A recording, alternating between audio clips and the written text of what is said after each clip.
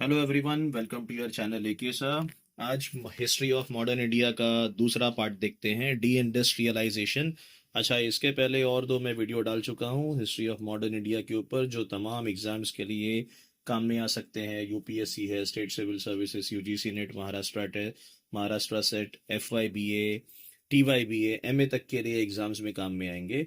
एक तो land revenue settlements है और एक वीडियो है ड्रेन थियरी। और ये तीसरा वीडियो देखते हैं deindustrialization and growth of the large scale industries के ऊपर। चलो कुछ कंडीशन जानते हैं यहाँ पर कैसा है। अगर आपने वो दो वीडियो देखा होगा पहले, तो आपको काफी एक्सप्लॉयटेटिव नेचर समझ में आ जाएगा। तो थोड़ा सा बैकडेटेड, थोड़ा सा जो पुराने वीडियोस हैं आप उसको भी देख लीजिए, जो मैंने अभी जिसका जिक्र किया है। Collision of industry in the pre British India, मतलब प्री ब्रिटिश इंडिया में हमारे इंडस्ट्रीज वगैरह कैसे हुआ करते थे। अब right from the ancient times India has produced the excellent artisans and craftsman. पुराने जमाने से हमारे यहाँ पे एक अच्छा खासा इनका बेस रहा है। बहुत सारे जो लग्जरी आर्टिकल्स थे वो हमारे यहाँ से एक्सपोर्ट हुआ करते थे, एशिया से यूरोप तक के। मतलब अगर आप एशिया से अगर यूरोप की अगर बात करते हैं, तो थोड़ा सा ऐसे एक छोटा सा मैप बना लेते हैं। ऐसा अगर यहाँ पर ये भारत है, तो इस तरफ अगर ऐसे यूरोप पड़ता है, तो ऐसे सी से, समुंदर से ये वेनाइस के थ्रू ऐसे यहाँ पे ट्रेड हुआ करता था बहुत पहले। फिर जोग्राफिकल डिस्कवरी के बाद में कैसा है, ये अटलांटिक ओशन से होकर के, केप ऑफ गुड होप से, अफ्रीका से टर्न होकर के फिर हम लोग इस तरफ ये सारे जगह पर जो यूरोपियन सेटलमेंट, जो यूरोपियन पावर्स हैं, इस तरफ वेस्टर्न कोस्ट पर आते हैं।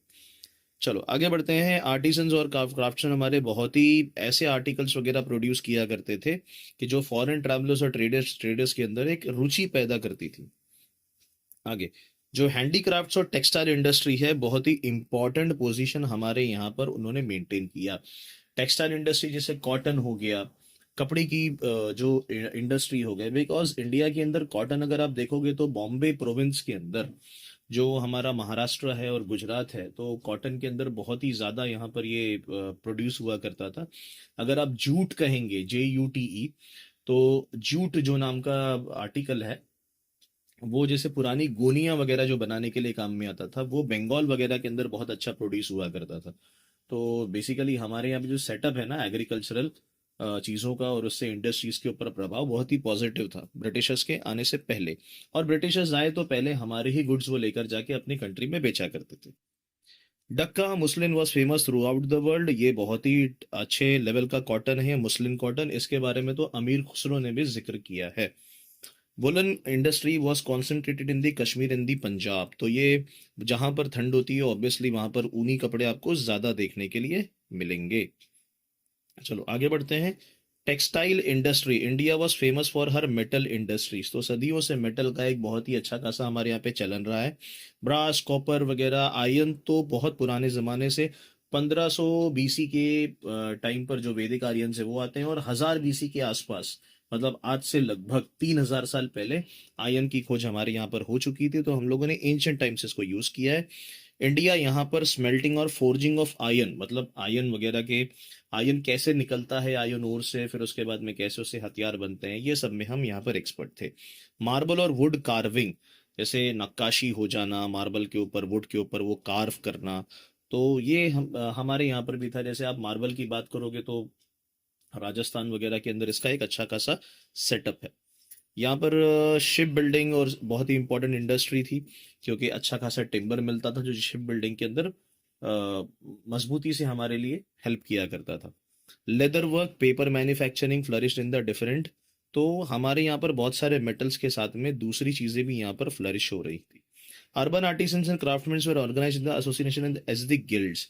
गिल्ड्स बेसिकली ऐसा है ना कि एक ग्रुप है, ग्रुप एक पर्टिकुलर सामान बनाता है ग्रुप। ये आर्टिसंस क्राफ्ट्समैन होते हैं। जैसे घड़ा बनाने वाले, तो इनका एक ग्रुप हो गया, इनका एक गिल्ड हो गया, इनका एक मुखिया होगा जिसको लोग प्रेसिडेंट कहेंगे, इनकी एक छोटी मोटी सी आर्मी होगी, या छोटे मोटे जो केसेस होते हैं वो आपस में सॉल्व करते हैं, रेट्स डिसाइड करते हैं कितने में सेल करना है, कहाँ से क्या करना है। कुछ अगर किसी के बीच में नोक झोंक हो जाती है तो वो आपस में सॉल्व करते हैं। अगर कोई डिस्प्यूट अराइज हो गया तो वो आपस में सॉल्व करते हैं। तो गिल्ड्स का ये काम होता है। और वो लोग high quality of the workmanship, यहाँ पर ये अच्छी कलाकारी के अंदर ये लोग बहुत ही ज्यादा आगे होते हैं। Rural artisans and craftsman lacked specialization. गांव वाले जो आर्टिसंस है वो सिंगल इसमें ही काम किया करते हैं, तो उनके अंदर इतना अपग्रेडेशन नहीं होता। और वो बेसिकली अपने विलेज कम्युनिटीज तक के ही महदूद रहते हैं, उससे आगे वो लोग नहीं ज्यादा बढ़ पाते। कॉजेज ऑफ डी इंडस्ट्रियलाइजेशन, तो अभी आपने देखा कि लेदर है, आयरन है, उसके बाद में अच्छा खासा एक गिल्ड का फॉर्मेशन है, ब्रास टेक्नोलॉजी है, टेक्सटाइल है, जूट वगैरह है। ये सारी चीजें हमारे यहाँ पर पहले से ही थी, और इकोनॉमिक कंडीशन बहुत ही धाकड़ था, हमने सदियों से एक्सपोर्ट किया है। इंडिया बहुत ही ज्यादा एडवांस होता गया है। और ऐसा क्या था कि ये इंडस्ट्रीज है ना टूटने लग जाती, बिखरने लग जाती है, उसके पीछे क्या रीजन हो सकता है कि जो इंडस्ट्रीज है वो बिखरने लग जाती है? देखो, इनका ग्रेजुअल डिक्लाइन हुआ और बाद में अल्टीमेट रूइन, मतलब खत्म हो जाना, क्योंकि ब्रिटिश रूल की वजह से। अच्छा, ब्रिटिश रूल इतना खतरनाक कैसे था कि ये जो है एकदम उसको खत्म ही कर देता है, हमारी जो इंडस्ट्रीज को र्यून पर लेकर आ जाता है, खत्म होने पर लेकर आ जाता है। उसके क्या फैक्टर्स होते हैं वो यहाँ पे देखते हैं। सबसे पहले British conquest and the disappearance of the ruling families. यहाँ पे जो इंडियन रूलर्स हैं और उनके जो कोर्ट्स हैं, तो ये अर्बन हैंडीक्राफ्ट्स वगैरह के जो ये चीफ कस्टमर्स हुआ करते थे। मतलब जो हैंडीक्राफ्ट्स वगैरह जो बनते थे, जो ये राजा महाराजा है, तो वो ये सारे के सारे है ना, ये इंडियन रूलर्स और जो उनके कोर्ट्स वगैरह है, तो इनके सामान वगैरह वो लोग खरीदा करते थे। लेकिन अब ये कैसे हो गया कि इंडियन रूलर्स नहीं है और उनके जो कोटियर्स नहीं है, क्योंकि उनकी सत्ता ऑब्वियसली ब्रिटिशर्स ने छीन लिया है। अगर जब ये नहीं रहेंगे तो इनके जो सामान है ना, तो ये फिर कौन खरीदेगा? तो धीरे धीरे कैसे हुआ कि जो आर्टिसंस है, क्राफ्ट्समैन हैं, तो इन्होंने बहुत सारे जो कस्टमर्स हैं, जो इनके जो परचेज करने वाले थे कमोडिटीज वगैरह, गुड्स वगैरह, तो वो वहां से वो खत्म हो जाते हैं। और जो आर्टिसंस और क्राफ्ट्समैन, जो उनको प्रॉफिट हुआ करता था because of their rulers, because of their courtiers, अब वो उनको नहीं मिलने लग गया। तो जब नहीं मिलेगा वो चीज़, तो ऑब्वियसली उनका डिमांड वगैरह जो है वो फॉल हो जाएगा। और जब डिमांड फॉल हो जाएगा, तो वो चीज़ें आगे बनेंगी ही नहीं, और जब बनेंगी ही नहीं तो फिर सीधी सी बात है, एम्प्लॉयमेंट वगैरह को किस्सा नहीं आता। तो एक बहुत विशियस टाइप ऑफ ये सर्कल बन जाता है। चलो आगे, तो यहाँ पर ये जॉब्स लॉस्ट हो गए, उसके बाद में ऑल्टरनेटिव मींस ऑफ लाइवलीहुड। अगर एक पर्सन को, जो पहले अच्छा खासा काम चल रहा था, एग्रीकल्चर को छोड़ करके एक अच्छा खासा अपना वो दूसरा लाइव्स वगैरह सेटअप करने के लिए अपनी एक इंडस्ट्रीज वगैरह छोटी मोटी बना करके काम किया करते थे, राजा महाराजा उनके नोबल्स वगैरह को वो सेटअप करके सारा सामान मुहैया करवाते थे, अब नहीं हो रहा है उनसे। तो उनके जॉब्स वगैरह चले जाएंगे। अब वो कहाँ पर शिफ्ट होंगे? एग्रीकल्चर के ऊपर। ये आगे आने वाले पेजेस में देखेंगे। Exploitation of the artisans and the craftsman. Commercial policy अंग्रेजों की ऐसी थी कि यहाँ पर ट्रेड एंड कॉमर्स में वो सिर्फ अपना ही मुनाफा देखते थे। इंडस्ट्रियल रेवोल्यूशन के पहले, जैसे अंग्रेजों ने, ब्रिटिशर्स ने हमसे मैन्युफैक्चर्ड गुड्स खरीदे, खास करके टेक्सटाइल्स, और जाके यूरोपियन मार्केट्स में उसको बेचते थे। After the elimination of the other European companies in India. अब देखो, मैंने अभी बताया था कुछ टाइम पहले कि कैसे यूरोप वगैरह के थ्रू रूट से यूरोपियन पावर्स इंडिया में आई। पोर्चुगीज, ब्रिटिशर्स, डच, फ्रेंच, ये सारे लोग इंडिया में आए। उनके बीच में वॉर्स हुआ। वॉर्स करते करते इंग्लिश और डच के बीच में वॉर हो जाता है, इंग्लिश और फ्रेंच के बीच में वॉर हो जाता है। इनमें सक्सेसफुल होता कौन है? ब्रिटिशर्स। जब ये सारे पावर्स यहाँ पर थे, जब ये ट्रेडिंग कर रहे थे, तो उस टाइम पर मुगल्स बड़े पावरफुल थे, और ये ट्रेडिंग ही करते थे। और जो हमारे क्या कहते हैं, एग्रीकल्चरिस्ट थे, लाइक पीजेंट फार्मर्स जो थे, जो ट्रेडर्स थे, उनको अच्छा खासा पैसा मिलता था, क्योंकि मोनोपोली नहीं थी किसी की। उनको पास चॉइस थी कि ये यूरोपियन नहीं तो वो यूरोपियन खरीदेगा, और वो थोड़े से ज्यादा दाम में भी खरीदा करते थे। बट जब ब्रिटिशर्स ने यहाँ पर हमारे एरियाज को जीतना स्टार्ट किया, तो उन्होंने अपनी टिपिकल टाइप ऑफ दादागिरी स्टार्ट कर दी। और जो वो लोग कहते थे गन पॉइंट पे, उनको उतने में ही हमको सेल करना पड़ता, और हम कम पैसे में सेल करने लग गए, और हमारी इंडस्ट्रीज वगैरह को नुकसान होने लग जाता है। ठीक है, तो ये यहाँ पर ये वाला पॉइंट डिस्कस हो गया। Paid less to the artisans because monopoly है। तो ब्रिटिशर्स अगर पहले सामान 5 रुपए में खरीद रहे थे, तो अब 1.5 से 2 रुपए में खरीदेंगे, 3 रुपया और प्रॉफिट हो रहा है उनको, और 3 रुपया हमको नुकसान हो रहा है। Industrial revolution in England.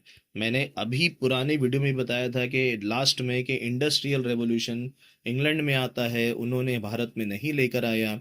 और पहले वो हमारे यहाँ से मैन्युफैक्चर्ड गुड्स लेकर जाते थे इंडस्ट्रियल रेवोल्यूशन आने के पहले, बना बनाया सामान। और भारत के सामान से भारत के कर्टन्स, हैंकरचीफ्स, बेडशीट्स, क्लोथ्स, उनके शर्ट्स वगैरह जितने भी थे, वो सारे कपड़े वगैरह हमारे ही कॉटन से होते थे। But after the industrial revolution अब हम क्या सप्लाई करने लग गए? सिर्फ सिर्फ और सिर्फ रॉ मटेरियल। रीजन, हमसे रॉ मटेरियल लेके जाते, सामान बनाते और उसके बाद में वो गुड्स वगैरह ला करके सेल किया करते। ठीक है। अब इतने बड़े लेवल के ऊपर अगर प्रोडक्शन हो रहा है, जैसे ये वाला पॉइंट है, अगर एक इंडस्ट्री है तो ऑब्वियसली वहां पर दिन में अगर 100 कपड़े बनेंगे तो एक आर्टिसंस, क्राफ्ट्समैन वगैरह जो है वो 10 कपड़े ही बना पाएगा। और वो इंडस्ट्रीज ज्यादा से ज्यादा लोगों का काम कम टाइम में और कम पैसे में करता है। ऑन दी अदर हैंड यहाँ पर आर्टिसन क्राफ्टमैन वो काम वो इतनी स्पेशलिटी टाइप से नहीं कर पाते। तो सीधी सी बात है, उनका कंपटीशन एक रोबोट टाइप ऑफ या तो एक मशीन से था, जिसमें हम उनसे जीत नहीं पाए। ठीक है। और हमारे इंडिया जो है ना वो कॉम्पीट नहीं कर पाया। तो अब क्या होगा इसके वजह से? जैसे मैंने एक एग्जांपल भी दिया था कि 10 रुपए का सामान है और हमारे या क्या बोलते हैं, जो लोग हैं वो 10 रुपए का सामान बेचते हैं। ब्रिटिशर्स जो है वो 7 रुपए का सामान बेचते हैं। हमने कम से कम 9 में भी बेचा और वो 7 में ही बेच रहे हैं, तो भी सामान ज्यादा उनका बिकेगा, लोगों को 2 रुपया फायदा हो रहा है। हमारी इंडस्ट्रीज टूटना चालू हो जाएंगी। जब इंडस्ट्रीज टूटेगी तो उसके अंदर लोग जो काम करते थे, अब वो ऑब्वियसली उनको कोई दूसरा सहारा ढूंढना पड़ेगा। दूसरा सहारा, गांव जाएंगे, खेती करेंगे, हल चलाएंगे। ठीक है। तो इससे क्या हो जाएगा? अनएम्प्लॉयमेंट। एग्रीकल्चर के ऊपर प्रेशर बढ़ेगा। जो पैसा एक्स्ट्रा हमको आया करता था, अब वो पैसा एक्स्ट्रा नहीं आता है। और क्या आ जाएगा फिर? पुअर्टी आएगा। ब्रिटिश कमर्शियल पॉलिसी, चलो, discriminatory policy that ruined the artisans in the craft. One way free trade. अब ये फ्री ट्रेड की बड़ी चर्चा, बड़ी बात किया करते थे 1813 के बाद में। ठीक है। 1813 के बाद में बड़ी ये फ्री ट्रेड वगैरह की बात किया करते थे, लेकिन इन्होंने सिर्फ क्या बात की कि हमारे जो शिप्स जाएंगे भारत, उनके लिए फ्री ट्रेड है। अगर हम ऐसा सोचें, कुछ भारतीय ऐसा सोचें कि हमारे गुड्स भी इंग्लैंड जाना चाहिए, अभी आफ्टर इंडस्ट्रियल रेवोल्यूशन हम दम रखते हैं उनको कंपटीशन देने का, लेकिन इतने टैक्सेस होते थे, इतने टैरिफ्स हो जाते थे, आपको यहाँ शिप के ऊपर टैक्स देना है, वहां उसके बाद में उतरने के बाद में सामान आपको ड्यूटी देना है।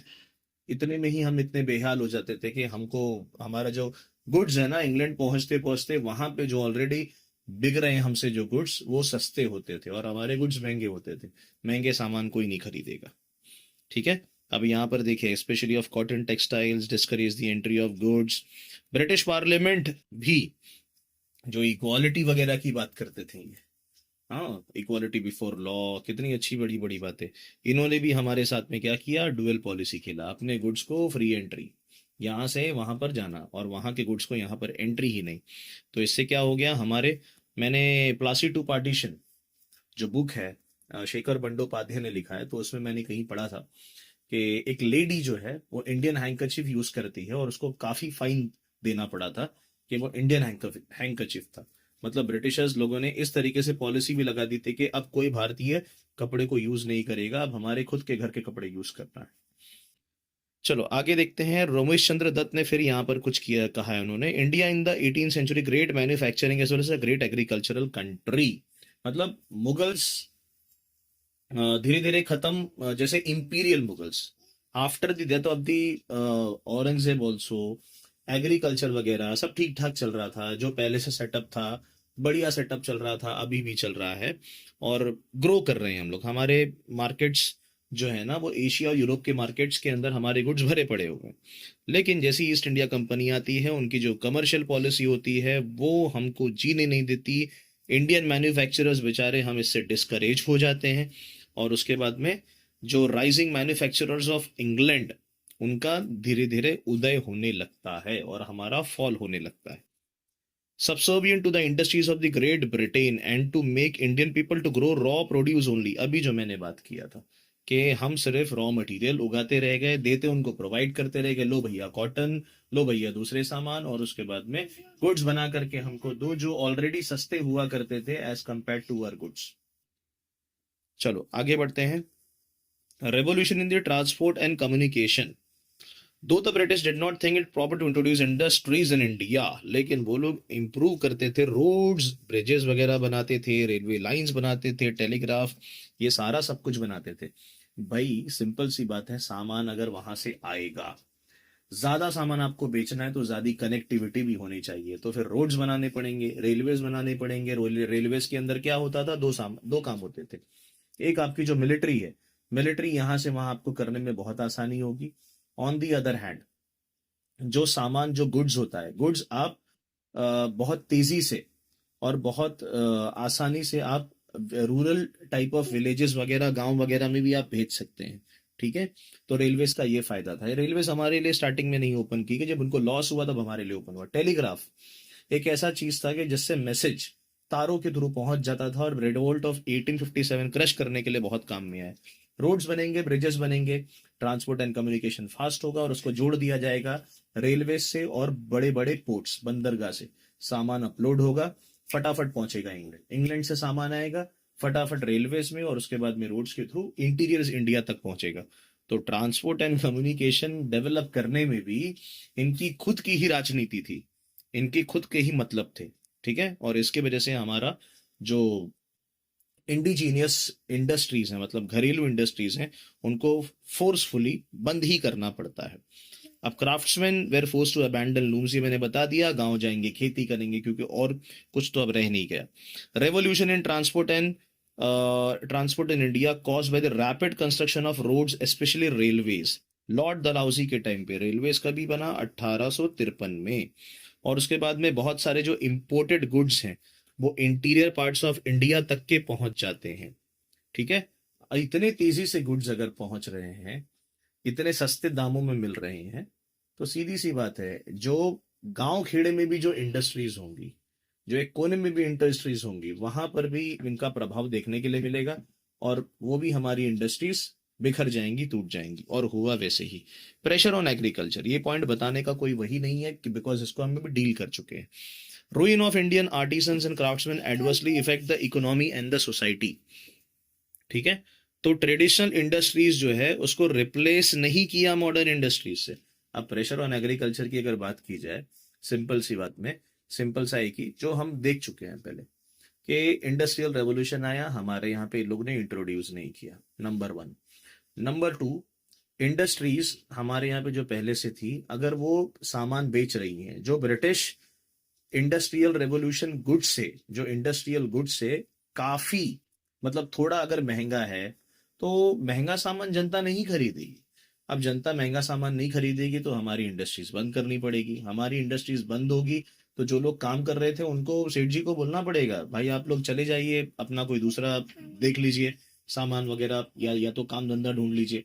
तो वो वहां से छोड़ देंगे जॉब, अनएम्प्लॉयमेंट हो जाएगा, कहीं इनको जॉब नहीं मिलेगा, तो वो कहाँ जाएंगे, फिर से अपने वतन चले जाएंगे, घर चले जाएंगे। घर जाएंगे, खेती वगैरह, एग्रीकल्चर, पहले एक्स्ट्रा पैसे आ रहा था जिससे घर चल रहा था, थोड़ी सी सुख शांति थी। अब वो बेचारे क्या करेंगे, घर पहुंचेंगे, खेती बाड़ी में ही अपना ध्यान बटा देंगे, वहां पर पैसा नहीं आ रहा है। पैसा नहीं आएगा तो ऑब्वियसली मिजरी आ जाएगी, गरीबी आ जाएगी। अब वो मनी लेंडर की तरफ जाएंगे। मनी लेंडर जो है, जो पैसा देता है उनको, वो उनके अकाउंट तो सिर्फ वही समझता है, और ऊपर वाला ही समझ सकता है, यानी कि गॉड। अब जब वो इस पूरे सर्कल में फंस जाते हैं, उनके पास फिर दो ही ऑप्शन रहता है, या कौन सा, या तो राइज एंड रिवोल्ट, या तो चुपचाप उसे बर्दाश्त करते जाओ। एक टाइम ऐसे आता है कि बर्दाश्त करने की हद भी खत्म हो जाती है, तब आता है रिवोल्ट एंड रेबेलियंस। और मैं आगे भी और एक आध वीडियो डालूंगा जो ट्राइबल रिवोल्ट और पीजेंट रेबेलियंस के ऊपर होगा। चलो आगे बढ़ते हैं। यहाँ पर ओवर क्राउडिंग ऑफ एग्रीकल्चर, ये देख लिया आपने। Union between the agriculture and the domestic crafts in the country, जब विलेजेस के अंदर एग्रीकल्चर ही प्रॉपरली ग्रो नहीं हो रहा है, और उसके बाद में इंडस्ट्रीज को एग्रीकल्चर अपना सप्लाई नहीं कर रहा है, तो उनके बीच का जो यूनियन है वो खत्म ही हो जाएगा। तो यहाँ पे increasing pressure on agriculture was one of the chief cause of the severe poverty of Indians under the British rule, जो मैंने अभी आपको बताया। Growth of the large scale industries, जो ब्रिटिश की जो पॉलिसी थी, वो धीरे धीरे यहाँ पर इंडियन इंडस्ट्रीज को खत्म करती है, खास करके टेक्सटाइल इंडस्ट्रीज, कॉटन वगैरह की बात करें। जो इनके British converted India into an agricultural colony of industrialized England, providing ready market and supplying raw materials to British industries. ये भी पॉइंट हम लोगों ने डील कर दिया है कि भारत को वो लोगों ने एक ऐसी कॉलोनी बना दिया है कि जो सिर्फ रॉ मटेरियल्स प्रोवाइड करता रह जाता है, उनके गुड्स यहाँ पे हमारे पास आते हैं इंपोर्टेड, और हमारे गुड्स कहीं नहीं जा पाते, हमारी इंडस्ट्रीज खत्म हो जाती है। लेकिन फिर भी हमारे कुछ जो इंडियंस हैं उन्होंने मेहनत की, और वो यहाँ पर इंडस्ट्रियल रेवोल्यूशन के टाइम पर ही नहीं, बल्कि थोड़ा उसके बाद में हमारे यहाँ पर वो लोगों ने उनके कैपिटल की वजह से एक छोटा मोटा इंडस्ट्री स्टार्टअप होता है, फिर बाद में और वो ग्रो होना स्टार्ट होता है। उसको देखते हैं कैसे हुआ यहाँ पर। ये स्टार्ट होता है फर्स्ट फेज अप टू 1914, मतलब वर्ल्ड वॉर। देखो वर्ल्ड वॉर जो है ना 1914 से लेकर के 1918 तक के चला। तो इसके पहले first of the 19th century 1850 वगैरह से लेकर के 1914, ये पहला पार्ट हम देखेंगे, बराबर, ये वाला 65 साल। उसके बाद में inter war period. Inter war period क्या है? ये दोनों वर्ल्ड वॉर के बीच का जो पीरियड है, ठीक है। तो दूसरा वर्ल्ड वॉर कब चालू होता है? 1939। और पहला वर्ल्ड वॉर कब स्टार्ट होता है? 1914। तो ये दोनों के जो बीच का पीरियड है, first world war second world war के पीरियड, इसको हम लोग कहते हैं इंटर वॉर। ये दूसरा भाग हो गया। और तीसरा फेज क्या हो जाता है? 1939 से 1947। 47 तक हम लोगों ने क्यों लिया है? बिकॉज इंडिपेंडेंस तक की बात हो रही है। चलो, प्लांटेशन इंडस्ट्री। ये basically tea plantation, coffee, Indigo, jute, आपने देखा होगा वैसे टी के बहुत सारे प्लांटेशंस होते हैं, तो एक पहाड़ के ऊपर होता है प्लांटेशन वगैरह। तो प्लांटेशन ये यूरोपियंस वगैरह खास करके लिया करते थे इसको, और ये चाय वगैरह बहुत जगह पर सप्लाई वगैरह हुआ करती थी, टी। तो ये यूरोपियंस के अंडर में होता था, और ये लोग बहुत ही हैरास करते थे हमको, और कम से कम दामों में, कम से कम पैसों में हमको काम पर लगा के रखते थे, और मेजॉरिटी ऑफ द प्रॉफिट्स वो कमाया करते थे। हमारे यहाँ से कॉटन वगैरह भी भारी मात्रा में एक्सपोर्ट हुआ करता था। Indian initiative in the capital. Indians ने क्या इनिशिएटिव लिया यहाँ पर? इंडियंस का had a large share only in the cotton industry. खास करके बॉम्बे और कैलकाटा के अंदर पहला कॉटन टेक्सटाइल मिल है, ध्यान दीजिए, बॉम्बे के अंदर कोवाजी नाना भॉय, मतलब एक पारसी ने यहाँ पर इसको एस्टैब्लिश किया, ठीक है। तो पारसीज ने यहाँ पर बॉम्बे के अंदर बहुत ही ज्यादा सिग्निफिकेंट काम किया है, इंपॉर्टेंट काम किया है। टेक्सटाइल्स जो थी ये वेस्टर्न इंडिया के अंदर, खास करके बॉम्बे गुजरात के अंदर ये डेवलप होती है। उसके पीछे रीजन मैंने बताया है कि बॉम्बे और गुजरात का क्लाइमेट ऐसा है जो कॉटन के लिए बहुत ज्यादा फेवरेबल है। कॉटन के लिए चाहिए होता है ब्लैक सॉइल, काली मिट्टी, उसके अंदर कॉटन, एक टेम्परेचर भी उसके लिए चाहिए होता है। टेम्परेचर और मिट्टी दोनों यहाँ पे अवेलेबल थी, और इसकी वजह से कॉटन यहाँ पे ग्रो हुआ, हमारे लोगों ने इसका बेनिफिट भी उठाया। चलो, क्लाइमेट ऑफ बॉम्बे यहाँ पर दिया, railway, the port, availability of the raw cotton. तो Bombay was developed on the lines of the London. Bombay बहुत पीसफुल था, किसके लिए? ब्रिटिशर्स के लिए। बॉम्बे से पोर्ट भी अटैच्ड है, बंदरगाह पड़ता है। उसके बाद में रेलवेज भी डेवलप हो गई है, रोड्स भी, कनेक्टिविटी अच्छी हो गई है, कॉटन भी है, तो कॉटन भेजने के लिए बड़ा अच्छा काम यहाँ पर हुआ करता था। अब पहला सबसे जो जूट मिल है वो कहाँ पर? रिशरा नाम का जो एरिया है बंगाल में, वहां पर सेटअप हुआ। कोल माइनिंग, बिहार बंगाल के अंदर ये कोल माइनिंग वगैरह भी होती थी। जमशेद जी टाटा एक दूसरे पारसी एंटरप्रेन्योर थे जिन्होंने टिस्को, टाटा टिस्को ऐसे याद रखना, टाटा आयन स्टील को कंपनी 1907 में। पहले उसका नेम था साक्षी, बाद में जमशेद जी के ऊपर ही उसका नाम पड़ जाता है एरिया का, जमशेदपुर, बिहार के अंदर, ठीक है।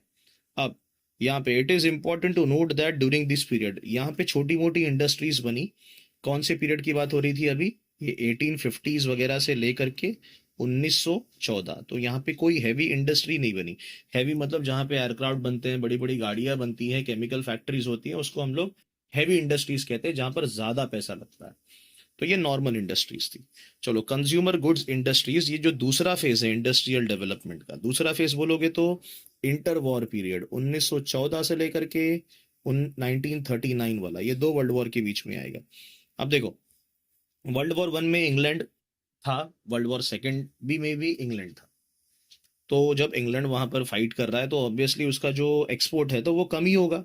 तो यहाँ पर एक्सपोर्ट कम हुआ, और एक्सपोर्ट जब उसका कम होगा तो हमारे यहाँ पे इंपोर्ट भी कम होगा। इसका हम लोगों ने फायदा उठाया, और हमारे कुछ भारतीय लोगों ने क्या किया, उसको सेटअप करने लग गई इंडस्ट्रीज। कौन से? Paper, glass, sugar, cement, matches, steel, और कुछ केमिकल इंडस्ट्रीज वगैरह। जैसी ब्रिटिशर्स की मोनोपोली कम होती है, हम धावा बोल के वो वाले इंडस्ट्रीज के अंदर अपना कैपिटल डालते हैं, और इंडस्ट्रीज में घुस जाते हैं, और प्रोडक्ट्स वगैरह बनाना स्टार्ट करते हैं, ठीक है। तो ये कैसे हुआ? जहां पे ब्रिटिशर्स ने ढील दिखाई और हमने वो मार्केट को कैप्चर करना स्टार्ट किया। तो ये कौन सा फेज था? 1914 से लेकर के 1939। चलो, हैवी इंडस्ट्रीज की बात करते हैं अब ये लास्ट डेकेड, लास्ट डेकेड मतलब वही जो आखिरी पार्टीशन के पहले, 1939 में तो 1939 में वर्ल्ड वॉर स्टार्ट हुआ, 45 में खत्म हुआ। इस दौरान भी बहुत ही ज्यादा तगड़े तरीके से ब्रिटिशर्स बिजी थे और इंग्लैंड को काफी परेशान करके रखा था हिटलर ने। और बहुत डिवास्टेटिंग कॉन्सिक्वेंसेस हुए। और वर्ल्ड वॉर सेकेंड एक बहुत ही इंपॉर्टेंट रोल प्ले करता है इंडिया के इंडिपेंडेंस में भी। बिकॉज ब्रिटेन इतना कमजोर पड़ चुका था कि वो अब खुद को संभाल नहीं पा रहा है, वो यूएस के एड वगैरह के ऊपर जीना चाहता है। और उसकी अर्थव्यवस्था काफी डगमगा चुकी थी। तो ये भी एक पॉइंट है ये डिस्कस करने का। लेकिन इंग्लैंड ने यहाँ से अपनी नजर और हटाई और हम लोगों ने और बारीकी से यहाँ पर ध्यान देना स्टार्ट किया। अब produce capital goods for the Indian domestic market, हमारा मानना ये हो गया था कि हम अब बाहरी गुड्स के ऊपर निर्भर नहीं रहेंगे, चाहे वो हैवी गुड्स क्यों ना हो। अब हम लोगों ने क्या किया, substituted import of capital goods from Europe to India. जो बड़े बड़े गुड्स होते थे, कैपिटल गुड्स होते थे, हम लोगों ने वो भी लेना बंद कर दिया, अब यही घर में ही बनाएंगे। तो हम लोगों ने सेकेंड वर्ल्ड वॉर का भी काफी फायदा उठाया। शिप बिल्डिंग भी हमारे यहाँ पे डेवलप होने लगी, textile machinery, chemicals, aircraft, automobile, locomotives, मतलब अब हम सब कुछ प्रोड्यूस लगभग करने जा रहे हैं और हम लोगों ने करना स्टार्ट भी किया। धीरे धीरे क्या होता है कि 1947 आते आते इंडिया जो है वो इंडस्ट्रियलाइज्ड हो जाता है। देखो, इतना भी इंडस्ट्रियलाइजेशन नहीं हुआ कि अपने को बाद में जरूरत ही नहीं पड़ी। आगे जो प्राइम मिनिस्टर जवाहरलाल नेहरू है, तो उन्होंने सेकंड प्लान, दैट इज 1956 से लेकर के जो 61 तक के चला, उसके अंदर उन्होंने इंडस्ट्रीज के ऊपर बहुत ज्यादा प्रभाव डालने की कोशिश की है। और उन्होंने ये कहा है इंडस्ट्रीज को टेम्पल्स ऑफ मॉडर्न इंडिया। ठीक है, चलो अब यहाँ पे लास्ट वाला ये पैराग्राफ कुछ बताता है कि ये कोई ब्रिटिश इनिशिएटिव नहीं था या कोई कैपिटल नहीं था इंडिया के अंदर, जो अंग्रेजों ने लगाया और अंग्रेजों ने इंडिया को एक इंडस्ट्रियलाइज कंट्री बनाई। इसमें ब्रिटिशर्स का कोई हाथ नहीं था। ये तो हमारे यहाँ के जो पारसीज, मारवाड़ीज वगैरह, जो ये लोग हैं जिनके पास कुछ पैसा था, तो वो लोगों ने यहाँ पर पैसा ज्यादा इन्वेस्ट करके इंडस्ट्रीज वगैरह सेटअप की, जहां पर इनका नाम यहाँ पर होना चाहिए। और बिकॉज हमारा जो आगे जो कंसेप्ट है आफ्टर द इंडिपेंडेंस, मैं इंडिपेंडेंस तक की ही बात करते थे यहाँ पर, करने वाले थे हम लोग, लेकिन मैं थोड़ा सा एक पॉइंट बता दूं कि इंडस्ट्रियलाइजेशन हमारे यहाँ पे थोड़ा था पहले से ही, उसको और मजबूत किया गया। आफ्टर इंडिपेंडेंस और मजबूत करने की बात की गई। रीजन ये है कि एक पॉइंट ऑफ टाइम ऐसा है कि हम दूसरों के ऊपर निर्भर ना रहें। ठीक है, तो यहाँ तक के ही हम लोग इस पॉइंट को यहाँ पर ख़त्म करते हैं। होप सो आपको पूरा यहाँ पर कॉन्सेप्ट समझ में आ गया होगा। It is very easy and very scoring. मिलते हैं दूसरे वीडियो में। टेक केयर एंड जय हिंद।